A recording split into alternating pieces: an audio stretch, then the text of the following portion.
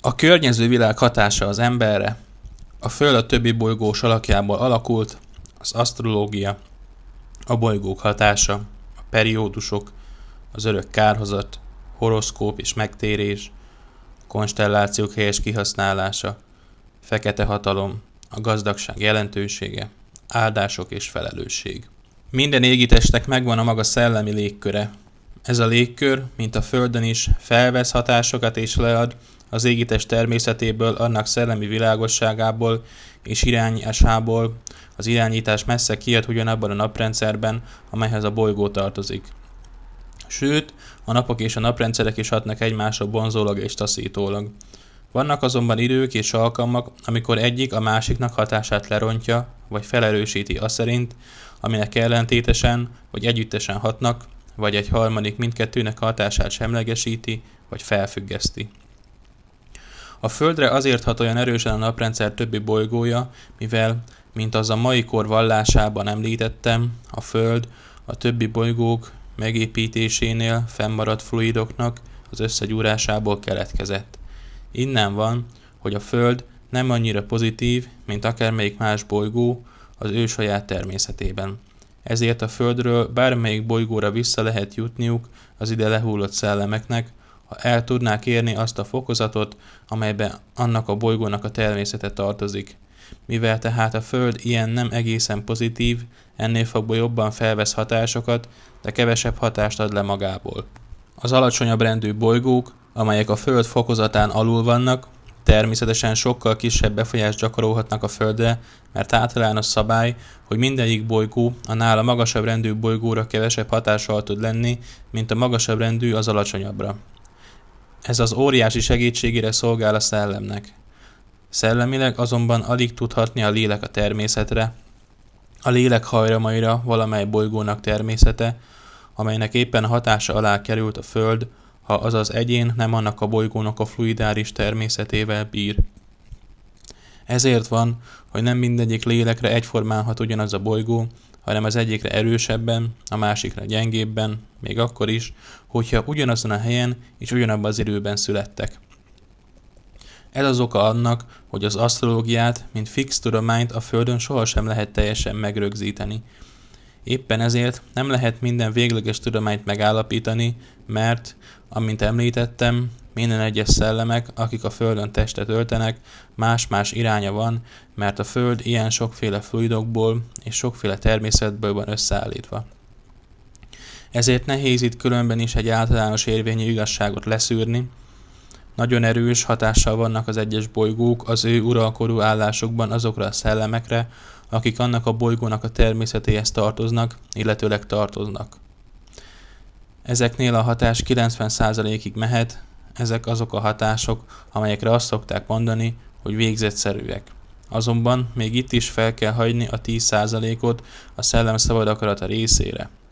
Elgondolkodtató, hogy ez a 10% milyen kevés. Vannak azonban a Földön olyan testtöltések is, az úgynevezett determinált sorsok, amelyek nem mindig az illető egyén érdekében valók, mint ahogyan azt lerögzített karma törvénye előírná, hanem amelyek egy másik embernek, vagy esetleg egy egész csoportnak az érdekében jönnek létre. Ilyen esetben az illető egyén sorsa nem az ő okozati törvénye szerint alakul, nem azt tölti be. Tehát az asztrológiai meghatározások és konstellációk itt egyáltalán nem válnak be, hanem annak a csoportnak, vagy annak az egyénnek az okozati törvényébe kapcsolódik bele, akinek vagy akiknek érdekében testet öltött. Így tehát az eltolódások és esetőségek óriási százalékában keveredésből állnak elő. Ezért intelek én titeket, hogy soha egy-egy fix, lerögzített pontból vagy dogmából ki ne induljatok ilyen dolog megítélésénél. Mert ha az ilyen dolgokat lerögzítenétek, akkor meg volna kötve a felfogásotok, és nem volnátok képesek még annyira sem szabaddá tenni magatokat a természeti hatásoktól, mint amennyire így képesek vagytok, amikor nem láttok semmi bizonyságot, hanem ha nem tudott, bizonytalan esetőségekben mozogtok. Még egyszer mondom, óva intelek titeket, hogy ilyen tekintetben valami igazságot le ne rögzítsetek magatoknak, Habár az esetek nagy részében meg is van ez a végzetszerűség, mert tényleg van befolyásuk a bolygóknak, csak hogy nem mindegyik lélekre egyformán. Szeretném ezt nektek közelebbről is felfoghatóvá tenni. A valóság és az igazság egy nagy, tiszta tükörlap, ami Isten képét tükrözi vissza. Az egyes emberek és szellemek pedig apró, kicsiny üvegszilánkok csupán, amelyek közül az egyik piros, a másik sárga, kék, stb. Ezek az üvegdarabok, apróbbak, nagyobbak, össze-vissza vannak keverve egymással.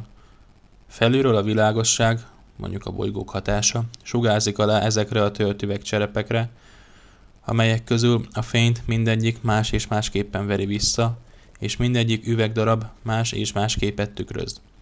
Minél tökéletesebb és fejlettebb, annál nagyobb darabot képvisel az egészből. Az ember lelke is olyan, mint egy-egy ilyen széttört üveglap. Szétforgácsolódott benne a jó, és minden, ami tulajdonképpen isteni tulajdonság benne, minden, ami szép, jó, amit ilyen önmagában és másban felfedez, csak töredéke az isteni nagy igazságnak. Amikor a lélek összeszedi ezeket az őt szétforgácsoló képességeket, akkor folyton tökéletesebbé, egészebbé lesz, és minél nagyobb felületet tud összeragasztani, annál tökéletesebben látszik meg benne Isten képe. Minden boldogító érzésben és minden igazságban Isten tulajdonsága néz rátok. Azt látjátok, aminek örültök, és azt teszi boldogá lelketeket, amikor azt felfedezitek, de annak a sok kis darabnak össze kell fornia. A jobb és tökéletesebb bolygók hatása azokra a lelkekre nézve, akik fejlődésükben és tisztulásokban valamennyire megközelítik azt a fokozatot, amelynek a bolygónak az átlag szellemi világossága és érzelmi melegsége áll, minden esetre nagyobb és erősebb, mint másokra nézve. Azonban ugyanannak a bolygónak a hatását ettől a fejlettségi színvonaltól távol eső egyéniség csak mint töredékhatást tudja átvenni, mivel meg van töltve a saját törvénytelenségeinek termékeivel, és így alkalmasabb az alacsonyabb rendű bolygók hatásait átvenni, mert azok átvételére a rokonszem szerint készebb. Minden léleknek meg kell várni a testetöltésben azoknak az eszmeáramlatoknak a felszínre jutását, vagyis annak a korszellemnek az újjászületését, vagy legalábbis az ahhoz közel álló szellemi áramlatod, amely az ő egyéniségének megfelel, és csak akkor született meg ismét. Sőt, nem csak, hogy meg kell várnia azt, hanem az ilyen korszellem vonzásának nem is tud ellenállni. Így vannak bizonyos körforgások, illetőleg periódusok, amelyek bizonyos lelki természetnek, illetőleg a megfelelő szféráknak anyagait nagyobb mennyiségben vonzzák a Földre, a testetöltésbe, mint bármely más alkalmakkor. Vannak periódusok, amelyek 2-3-400 év alatt teszik meg az útjukat, azaz ennyi időre van szükségük, hogy ismét alámerülhessenek az anyagba. De vannak olyanok is, amelyek 1000, sőt 2000 évre van szükségük, még ismét megjelenhetnek az anyagi síkon. Minél mélyebbre esett valamely erő az anyag törvényébe, annál nehezebben tudja megtenni az útját felfelé. Ezért, hogyha a szellemek önmaguktól nem tudnak javulni, amikor a velük kapcsolatban volt erők és anyagok megteszik a maguk periódikus körforgását, ezek újra magukhoz vonzák őket, és így egyiknek talán 1000, másiknak esetleg csak 2000 év múlva juthat alkalom arra, hogy újra felszínre kerülhessen. Ez nagyon szomorú állapot, azonban még ennél is szomorúbb állapot az, ha a szellem még ezen is túlkerült, vagyis olyan mélyre bukott, hogy nagyon nehezen és csak nagyon sokára tudna a felszínre kerülni, sőt, majdnem lehetetlen is számára, hogy a felszínre kerüljön. Ez az állapot, amit örök kározatnak neveznek. Az ilyen szellemnek meg kell várni az agyagnak egy újabb fluidosítását, felsodródását, hogy az őt magába vihesse és egy újabb átalakuláshoz kapcsolhassa. Azoknak, akik javulni akarnak és erős, nagy igyekezettel minden alkalmat és módot felhasználnak arra, hogy javulhassanak, a saját természetükben el kell végezniük az anyagoknak az újra felszabadítását. Ezek a gyorsabb ütemen való testtöltések. A legnormálisabb eset a föld körüli szférák javuló szellemeinek az esete, akik kb. Ugyanannyi időt élnek a szférákban, pihenő állapotban, mint amennyi ideig a földön éltek úgy, hogy kb. Minden 100-150. Évben testet öltenek. Vannak azonban gyorsabb tempójú testtöltések is 30-40-50 év múlva. Ebből is látható, hogy miután minden szellemnek más és más a feladata, amit el kell végeznie az anyagon, el kell végezni az erőkön és az ő szellemében, ennél fogva mindegyiknél más és más sorsa alakul ki, még ha ugyanaz alatt a csillagzat alatt született is meg. Ennek a fokozati különbözőségnek a Földön való összevegyülése adja meg azokat a közéseket, amelyek nyomán minden lélekben új érzés, új vágy, új irány alakul ki. Erről az új irányra is rányomja a bélyegét az a természet, amely éppen akkor, azokban a pillanatokban a Földre bocsátotta a maga hatásait. Így mindegyik lélek más és más eredményeket ér el. Szükséges is, hogy mindegyik lélekben külön-külön más és más impressziók alakuljanak ki, mert a hatás az alacsonyabb lélekben alacsonyabb színezetben válik láthatóvá, magasabb fejlettségű lélekből magasabb rendű világosság pattan ki minden egyes érintkezés nyomán. Így vannak alakulatok, amelyek az újonnan létrejött ütközések folytán támadnak, amelyek az egyik számára kedvezők, a másik számára kedvezőtlenek. Ez azonban nem éppen annak a bolygónak a behatására, hanem a behatás nyomán a saját lelketekben felébredt és a más lelkében felébredt hatások együttese, amelyek a folytonos jelent alakotják, és amely úgy alakulnak, hogy az életet kedvezően vagy kedvezétlenül befolyásolják. Ezek azok a bizonyos eshetőségek, amelyek kialakulhatnak, amelyeket előre meg lehet látni, sőt, meg lehet érezni.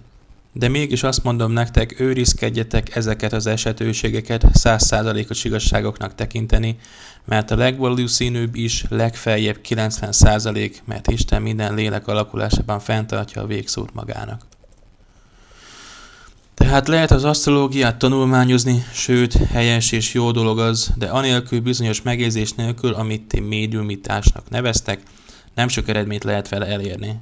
Sokszor vannak sorsok, amelyek azért alakulnak kedvezően, mert az illető lélek időközben megtért, és ezáltal belépett egy kedvezőbb eshetőségbe, bár az ő csillagzata ezt nem mutatta ki. Így annak a konstellációnak a behatása és természete már nem érinti közvetlenül a lelki természetét, és ennél fogva azok az eshetőségek, amelyek ezekből az érintkezésből származtak volna, nem állnak fenn többi az ő számára. És vannak kedvezőtlené vált eshetőségek, holott az illető csillagzata azokban a pillanatokban talán éppen a legjobb eshetőséget mutatta neki. Azonban elmulasztotta azokat a jó hatásokat, azaz elmulasztotta a kedvező alkalmakat megragadni, és vagy az ő lelkében rejlő rossz tanácsra hallgatott, vagy tétovázott, és bizonytalansággal indult az ő szerencséjének és boldogságának keresésére, és így eltért az ő csillagzata által mutatott iránytól. Most azt mondhatnátok, hogyan tudja az ember kihasználni az alkalmakat. Az egyik embernek anyagilag kedvez a sors, a másiknak lelkileg. Van idő, hogy mindkétféleképpen, de ez nagyon ritka eset. Mert az igen ritkán fordul elő, hogy szimpatikus csillagzatos, együttes, erőteljes hatást gyakoroljanak. Tehát vagy anyagilag, vagy lelkileg áll a kedvező eshetőség, és rendkívül eseteket kivéve a kettő egymás nélkül fordul elő. Ha most az ember megragadja az anyagit, akkor elesik a lelki kedvezésektől. Ha pedig megragadja a lelki kedvezést, mert az neki rokon szembesebb, akkor elesik az anyagi kedvezéstől, mert az egyik a másik mellett elsuhan. Ilyen formán választhat az ember az ő szabad akaratával. Mozoghat az ő lehetőségei keretren belül, úgy, hogy abból vagy az egyik, vagy a másik irányban kedvező eredményeket vívhat ki magának. De a bizonytalanságban élő ember, és ilyen az óriási többség, aki sohasem tudja, hogy mit kezdjen, mert vagy annyira tévejgő lélek, hogy nem bír magának szilárd lelki állapotot teremteni, amelyben megállhasson, és maga elé határozott irányt tűzzön, amelyek következetes kövessen, vagy egy másik ember befolyása olyan erős felette, hogy nem bír ellenállni. Elsodródik az áramlattal úgy, hogy sem lelkileg, sem anyagilag nem tudja megragadni és megtartani magának azokat az előnyöket, azaz eshetőségeket, amelyeket számára az ő csillagzata biztosított volna. Mert a csillagok állása az egyik időpontban nagy előmenetet mutat az egyiknek, a másik időpontban pedig a másiknak. Ezek a pillanatokat megragadni tudni az embernek finom megérzéssel kell bírni, mert ő magától sohasem tudta kifejleszteni. De ezt is megszerezheti magának, hogyha az Isten segítségét magához vonzza, s általa azokat a jó erőket, amelyek az ő lelki fokozatának, vagyis az ő lehetőségeinek keretén belül meg tudják találni az összeköttetést azokkal a lelkekkel és azokkal az eshetőségekkel, akik és amelyek az őt az isteni törvénynek megsértése nélkül előbbre vihetik. Ilyen azoknak az embereknek a sorsa, akiket, hogy úgy mondjam, az Isten segítségében nagy áldásokban részesít a természettörvény. Ilyenek lehetnek például azok, akik a természettel vannak összeköttetésben, akik termelnek, akik állatokkal bánnak, akik minden természetből vesznek, amivel foglalkoznak. Az ilyeneket nagyon jó azokra az időpontra figyelemmel lenniük, amikor áldás kísérheti a kezük munkáját. De mindenféle foglalkozású és mindenféle irányú embereknek megvannak a maguk eshetőségei, hogy mikor, milyen konstelláció mellett juthatnak előbbre. Vannak fordulók az emberek életében, amelyek bizonyos számokhoz vannak kötve, évek, hónapok, esetleg csak hetek, amelyek, ha keresztül böjtölnek, azaz ezekben az elhelyezett szenvedésekben és megpróbáltásokban türelemmel kiböjtölik, akkor egyszerre kedvező helyzetbe kerülnek. Mert minden lélek számára van az életben olyan esetőség, amikor megnyugodhat és megpihenhet. Ezeket az esetőségeket kell kiaknáznia az embernek akként, hogy amikor a kedvező megy a dolga, vagyis az Isten áldásában van körülvéve, ezeket az esetőségeket megbecsülje, és a bennük rejlő áldásokat a maga részére felszaporítsa. De az a baj, hogy az emberek nagyon sokszor ezeket az áldásokat úgy tekintik, mintha ezek az ő munkájának, az ő szorgalmuknak eredményeiként jelentkeznének, és teljesen jogosultaknak hiszik azokra magukat, és nem fordítják az ő lelkük javára, nem adnak értük hálát. Amikor aztán lejár az enyhet adó pihenési idő, akkor mindenkinek meg kell próbálnia a nehéz bőjtnapokat, és pedig annál kevesebben, minél nagyobb volt az áldások eltékozlása. Minél több helytelen dolgot cselekedett az alatt az idő alatt, amíg a pihenő időszak tartott, és annál nehezebben is tudja visszaszerezni azokat. Míg akik jól használták fel a kedvező napokat a saját és mások javára, a szellemi haladás előre mozdítására, nem szükséges, hogy nagy dolgokat cselekedjenek, csak másokban a jó, a szép iránt való érzés felkeltség, és másokban a hálaérzést ébresszenek, azok a megpróbáltatás periódusa után ismét magukhoz vonzhatják az áldások maradékait, akármilyen volt is az ő karmájuk, azaz az okozati törvényük. Itt érvényesül az a bizonyos szabad akarat, amellyel az ember az ő élete során jót felhasználhatja, és magát a rossztól távol tarthatja. Mert nincs egyetlen olyan ember sem, aki kísértést ne szenvedne, aki megpróbáltatásokban is sodródnék, csak hogy minden lélek más és másként hogyan meg azokat az ő fokozata szerint. És legyenek bár valakinek a legrosszabb eshetőségei, de ha lelkében a jó és az igaz iránt való vágyakozás él, és hisz abban, hogy az Isten őt is hozzásegíti, az, hogyha nem is képes 100%-ig, de bizonyos határig megvalósíthatja az ő vágyát. Az ilyen kicsiny és úgy használja fel, hogy a benne kialakult jónak és igaznak érvényt szerezzen, és ezzel a tőle távolabb eső jót és igazat magához vonzza. De feltétlenül hinnie kell az igaz és a jó diadalában, és dolgoznia kell annak érdekében. Az embernek nem szabad elhunynia abban a gondolatban, hogy úgy sem ér semmit, úgyis hiába való minden. Mert aki nem küzd, az nem is érhet el eredményt, azért is nem lehet nektek azt mondanotok, és ez, mondjuk valami jó, fog benneteket érni ebben és ebben az időben. Mert akkor azt gondolnátok magatokban, hiszen úgyis meg van jósolva, hogy ez fog történni, minek küzdjek érte, hiszen úgyis el fog érni. Ezzel a lanyhassággal elodázhatjátok az időt, mert nem fejtitek ki a lelketekben azt az érzést és erőt, ami szükséges ahhoz, hogy megközelítsétek azt a jót annyi idő alatt, amennyit mi, ami számításunk szerint látunk, annak a bekövetkezéséig. Mint az úszó, aki rábízza magát a hullámokra, és erélyes mozdulatokkal nem töri át magát azokon a víztömegeken, amíg még elválasztja őt a céljától, később ér oda, mint hogyha teljes erejével küzd a cél eléréséért. Természetesen én ezt nem úgy gondolom, mint ahogy ti emberek sokszor felfogjátok, hogy minden a ti akaratotokkal és érdemeitekkel értek el, hanem úgy, hogy minden Istennel és minden Isten törvénye szerint van végezve. Itt az eshetőségeknek egy másik világa felé irányítom a tekinteteket. A dolgok folynak a világban aszerint, amilyen szellemek, amilyen vágyakkal és törekvésekkel elfoglalják a helyüket a fizikai síkon. Minden lélek belenyomja a maga akaratát a fizikai síkon a történésekbe, és erre óriási erőmennyiséget használnak fel és alakítanak át.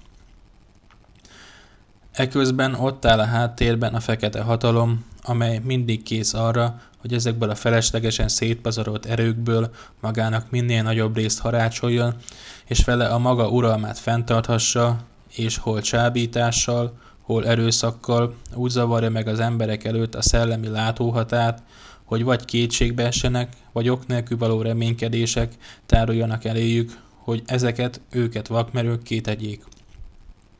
Ez azután oda fejlődhet, hogy az ember eltékozolja az eredményeket, amelyeket számára a világban való beállítottsága törvényes úton biztosít, és a sátán gondolatokat és érzéseket sugalmaz, amelynek a világ folyását a maga rendje és módja szerint meg akarja zavarni, és meg is zavarja azokon a lelkeken keresztül, akik hajlandók az ő hajlamaik révén elfogadni ezeket a gondolatokat és érzéseket. Ennek eredményeképpen a fizikai síkon is tevékenykednek addig a határig, ameddig esetőségeik engedik, elharácsolják a nekik nem járó mástól, lopnak, rabolnak, csalnak, kihasználják mások jóhiszeműségét, és így magukhoz ragadják azt, ami nekik nem jár. Ezáltal megzavarhatik az összhang, és az események folyása nem egyöttentű, azaz a jó a rossz feltartóztatója a maga munkájában, és megakasztja vele a fejlődés folyamatát. Ezt még a legkisebb dologban is tapasztalhatjátok. Vannak emberek, akik nem térnek meg, elfoglalja őket az anyag, és az anyagiakért való küzdelem teljesen felőri lelki erőiket. Ezek a felőrölt lelki erők azután mindig rendelkezésre állnak azoknak a sötét hatalmaknak, amelyeket az ember vágya felszínre emel, és a tudattalamból tudatossá tesz. Itt utalok arra, ami a mágiáról szóló fejezetben bővebben ki van fejtve, a hatások és viszonthatások eredményeire, amelyek a földi természetének alulról felfelé törésében, felülről az alsó világú való hatásában, és ezek kapcsolataiban nyilatkoznak meg, amely kapcsolatok által bizonyos természeti valóságok állnak elő, és az erőknek bizonyos örvénylései jönnek létre. Bizonyos időpontokban az égitestek pályáinak kapcsolódásaiban állnak elő ilyen örvénylések, amelyeket a fekete mágiában foglalkozók kitapasztalnak, és ezeket az örvényléseket felhasználják a saját céljaikra. Ezt én nem kívánom teljesen megvilágítani, és azért nevezem csak örvényléseknek azokat a jelenségeket, amelyek az összekapcsolódás folyamán létrejönnek. Bizonyos eljárások a fizikai síkon végig húzódó fejlődési folyamatnak bizonyos összekapcsolódásai erőket tartóztatnak fel, és ezeket a fekete mágiával foglalkozó a maga hasznára, a maga céljára bizonyos pontokhoz kötve kihasználja. Így vannak időpontok, amik az egészségre vagy betegségre tudnak hatni, amik az anyagi javakra, amik a földbe elrejtett kincseknek és nemesfémeknek kikutatására, bányák felfedezésére alkalmasak. Ezek az időpontok kedveznek az ilyen céloknak, azaz ezekben megvan az esetőség az ilyen célok elérésére. És vannak emberek, akik ezeknek az erőknek birtokában elviszik az előnyeket azoktól, akiknek azok talán a sorsuk szerint járnának, és kisajátítják a mások esetőségeit a maguk javára, elveszik mások egészségét és erejét, bizonyos tömegekben élő embereknek a fluidjaira hatnak, és azokat a maguk céljai szerint irányíthatják.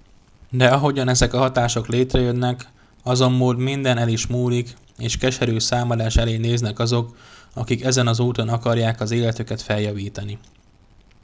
Mert ez is lopás, sőt sokkal súlyosabb lopás, mint amit a tolvaj fizikai síkon követel. Az Istenhez megtért ember fluidjaival szemben azonban ezek a hatások erőtlenek, bár a számára is küzdelmet jelenthetnek, de a megtért embertől végeredményében mégsem vehető el az, ami neki jár, mert az Isten áldását így módon a megtért lélektől elvenni nem lehet, csak azoktól a tömegektől, akik önállóság híján a csoportokba bekebelezve élnek. Ha az ember, illetőleg az emberek nagy része megtérne, és az Isten útján haladva igaz és becsületes életet élne a világon, akkor a csillagoknak csak a jó hatásai érvényesülhetnének. De ha csak a fele térne is meg az embereknek, és fogadná el Istent és az Isten törvényét, akkor is megszűnének a rossz hatások, mert a csillagoknak akkor is csak a jó hatásai érvényesülhetnének, és az emberiség tömegei sokkal jobb állapotba juthatnának. De éppen, mert az emberiségnek 3/4 része súlyosan hibás, és csak 1/4 része a kevésbé hibás, azért van, hogy a csillagok rosszabb befolyása nagyobb mértékben érvényesülhet. Ha tehát a csillagok járása nyomán indultok el, ha azok konstellációja még olyan jót mutatna is, hogy jó esetőség legfeljebb 2/3 részig lehet mérvadónak tekinteni, míg 1/3 részt a legjobb esetőségben is a rossz számlájára lehet írni. A különböző szféráknak van nagy befolyása az emberek idegszellemére. A második szférára, amelyből a legtöbb szellem van a Földön, nagy befolyása van a negyedik szférának. A színes, eleven élet, a felfokozott életnek a kívánása óriási elfogadó távolra talál a Földön. Azonban egy nagy baj van, hogy az emberek szeretnék a szépet, kívánják a jót, és erre legtöbb embernek megvan a készsége a második szférában uralkodó hangulat szerint, de dolgozni nem akarnak érte, hanem fáradtság és gond nélkül akarnak hozzájutni a széphez, a jóhoz, a kívánatoshoz, és mindent véghez is visz, hogy ezt elérhesse. Ennél is két oldal van, mint minden dolognak. Az egyik oldal az, hogy a fejletlen szellemeket serkenti a szépnek, a jónak, a helyesnek, a kívánatosnak megszerzésére, és az ízlésére és ügyességére is fejlődik azáltal, hogy önmaga körül olyan produktumokkal lássa el a világot, hogy abban öröme teljék, másrészt pedig a lelke így foglalkoztatva van. Ezért van meg valamennyire a létjogosultsága a gazdagságnak a Földön. Ezért van meg bizonyos fokig az önzésnek az igazsága, ami arra készíti az embert, hogy el ne testpedjen a rettségben, a semmittevésben, és a durvaság, a gonoszság teljes hatalmában ne ejtse a lelkeket, hanem mindig a jobb és a szebb felé törekedjen. Sajnos azonban a fejletlen lélek mindenkor igyekszik megkerülni a törvényt és kizsákmányolni az előnyöket, így jön létre a Földön olyan sok csalódásnak és szenvedésnek a forrása magukból a szellemekből, mert nem úgy akarják megszerezni az Isten áldását, hogy arra érdemesek is legyenek, hanem csak egyszerűen elragadják durvasággal. Természetes, hogy kívánatos a gazdagság és a jólét, mert van rá eset, hogy az az Isten ajándékaképpen adja. Nézzétek meg Jóbot, akinek az Isten sok áldást adott, Jákobot, Ábrahámot, akiknek számára az Isten megsokasította a földi javaikat, hogy ezeknek segítségével áthassák tovább, és tudatára az emberiségnek az ő lelkük kincseit. Mert mit adhat a világnak a szegény és a nyomorult, az ő nyomorát, nyavajáit és iránkozását? Mit tud az ő lelkéből kihozni, hogy azzal a világot gazdagítsa, amit a világ kíván, óhajt magáénak val? A nyomorúságban szenvedő ember nem adhat a világnak mást, mint csak az ő béketűrését, az erőknek és az Istenben való megnyugvását mutathatja. De mivel a nyomor nem kívánatos a földi ember előtt, mert az az ő vágyait nem serkenti, hogy tanuljon, fejlődjék, dolgozzék, munkálkodjék, azért az olyan érték, ami után senki sem kapkod. Hanem ha van valakinek gazdagsága, okossága, bölcsessége, ha van valakinek hatalma, dicsősége, pompája, ez mind kívánatos a földi ember lelke előtt. Ha van valakinek Istentől adott valamiféle tehetsége, a művészetek, valamely nemét műveli, amellyel kellemesebbé teheti az életet, vagy egy eszének fényével beatolt titokba és új ismeretet, az élet kényelmesebbé tévő találmányt hoz a világnak, ez mind olyan eredmény, ami kívánatos a világ előtt. Aki ezekkel az áldásokkal jön a földre, jól lehet, ez nagy megpróbáltatása a léleknek, hogy az alázatosságban megmarad-e tovább, vagy elkapatja magát, ezekkel az isteni áldásokkal gazdagíthatja a világot. Íme, ilyen jelentősége és haszna lehet a gazdagságnak. A gazdagságban sok olyan dologra rájöhet a lélek, ami addig rejtve volt, mert nem kötik le mindennapi kenyér gondjai, a nyomor nem szegezi a földhöz, és nem válik számára teherré a mindennapi élet. Felfelé emelkedhet a földről, és gazdagságban sok olyan áldást meríthet az utána következő nemzedék, amellyel az embercsoportok életei tehetők szebbé, boldogabbá, fejlődésre képesebbé. Tehát az áldásoknak is megvan a maguk helye és ideje, és azokat Isten meg is adja azoknak a lelkeknek, akikkel célja van. De mindenről el kell számolni. Ezek az áldások mind meg annyi állomásai a léleknek, amelyek után vágyakozott, és amelyeket tett. De jaj annak, aki ezeket a nem áldásként adta tovább a világnak, hanem átokká változtatta. Azért az Isten megadja a módokat, alkalmakat és lehetőségeket az életben egyiknek is, másiknak is, és ezekbe a lehetőségekbe bele lehet nőni egy életen keresztül is. És ha megmarad az ember az Isten útján, Isten meg is óvja őt azoktól a gonosz hatalmaktól, amelyek minden jónak és igaznak ellenségei. Mert pihenő életeket is nyújt egyszer egyiknek ebben, máskor a másiknak abban, s vagy lelkileg, vagy testileg olyan ajándékokat tartogat számára, amelyek őt kielégítik, és boldoggá teszik. De ezekhez fel kell emelkedni, mint ahogyan egy-egy Istennek átadott lélek felemelkedett az imádság által az áldások hazájába.